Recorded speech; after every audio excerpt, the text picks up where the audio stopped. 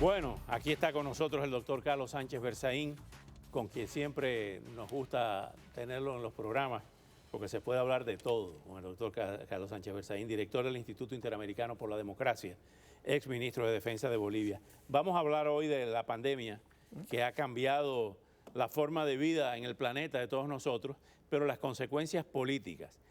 Antes de iniciar con la pandemia, están pidiendo la Fiscalía a Evo Morales la extradición y el sometimiento por varios delitos graves.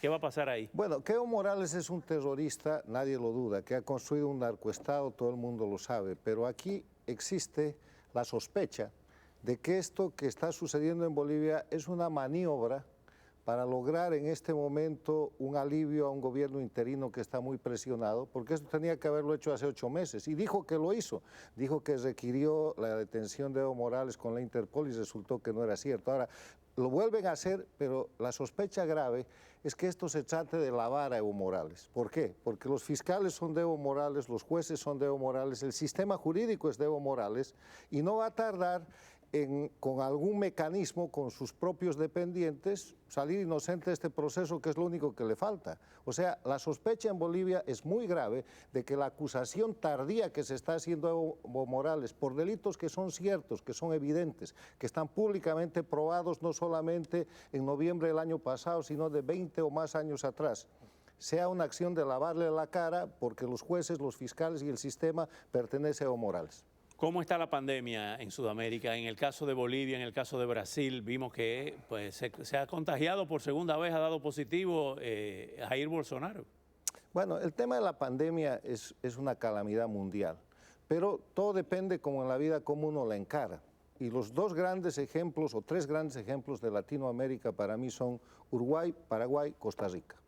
Pequeños países, pero en los cuales fundados en la libertad, en decirle a la gente, tú eres libre, pero sé responsable, y el Estado te va a dar, el gobierno te va a dar todo lo que necesitas, te va a dar información, te va a dar alcohol para desinfectarte, te va a dar mascarillas, te va a dar, bueno, las sociedades están abiertas, han tenido un bajísimo número de decesos y están controlando la situación. Y en la otra mano tenemos... Educación social, claro, educación pública. Pública con libertad, y funciona. ¿Ya? Y en otros casos tenemos situaciones extremas en las cuales hay confinamientos como el de la Argentina, donde ya se ha escrito el famoso artículo La cuarentena eterna de Buenos Aires, donde esa economía no se sabe cómo va a salir de ahí, donde tenemos la situación del Perú, la situación de Ecuador, de la propia Bolivia. Bolivia está de nuevo en un proceso rígido de cuarentena y se están bloqueando las calles en Cochabamba, en mi ciudad, con ataúdes de muertos porque no hay cementerio que resista esa sobrecarga. Entonces, yo diría que sobre el tema de la pandemia,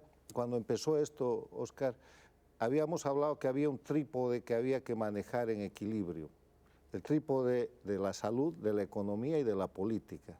Y que eso se ha desequilibrado en los países de Latinoamérica, y cuanto más se desequilibra en uno o en otro sentido, más problemas hay y más... Pero tenemos aquí en Estados Unidos que hay libertad, que ha habido ciertas restricciones y cuando se ha abierto aumenta el número de contagios. Sí, pero en Estados Unidos hay 2 datos que son muy importantes. Primero, el número de gente que salva la vida en relación a los contagios es muy alto. Hay una nueva escala que se está manejando en el tema del coronavirus. Los que sobreviven el coronavirus. Claro, el nivel de sobrevivencia. Estados Unidos tiene un nivel altísimo de sobrevivencia. Y eso es una buena señal, porque eso quiere decir que si bien no se está llegando a esa inmunidad de rebaño que se hablaba en principio, todos contágiense y nos vamos a inmunizar, se está llegando a un punto en el que el sistema sostiene la rehabilitación del enfermo. Del enfermo.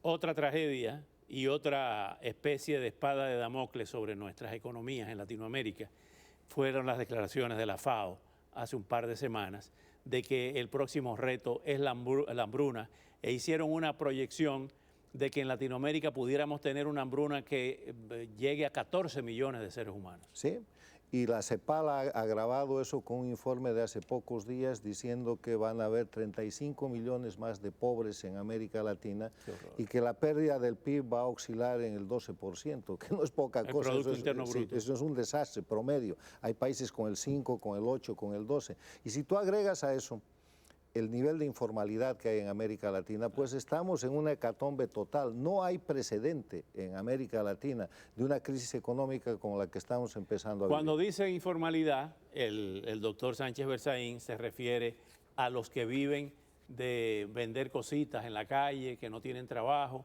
el sistema informal, el otro sendero, como escribió Hernando de Soto. La economía que no está regulada, la economía de la señora que vende empanadas que hace en su casa y que vive el día a día, la economía incluso del taxista, la economía del obrero que vende su fuerza de trabajo en el día como ayudante de albañil o una cosa parecida. Aquí los de Uber, los del delivery. Bueno, entonces eso es economía informal, que no está registrada en los parámetros normales de la economía. Y la economía informal en América Latina va de un 32% en Costa Rica, que es la más baja, hasta un 80% en Guatemala.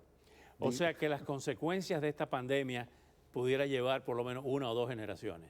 Las Por lo menos vamos a tener una década terrible en la cual la crisis económica y la crisis de hambre, que va a ser la más dura, que ya se está empezando a sentir, que además es una crisis de inseguridad personal, se ha de convertir en una crisis social y eso en una crisis política. Y yo creo que en breve vamos a empezar a ver en América Latina 2 tipos de gobierno. O gobiernos de unidad nacional para salvar esta situación en base a un esfuerzo realmente de política seria, o gobiernos autoritarios tendiendo a lo dictatorial para imponer algún tipo de salida. Qué horror, qué horror. Nos quedan 20 segundos. Esa declaración de Vladimir Padrino en Venezuela es un parteaguas, una declaración de dictadura abierta.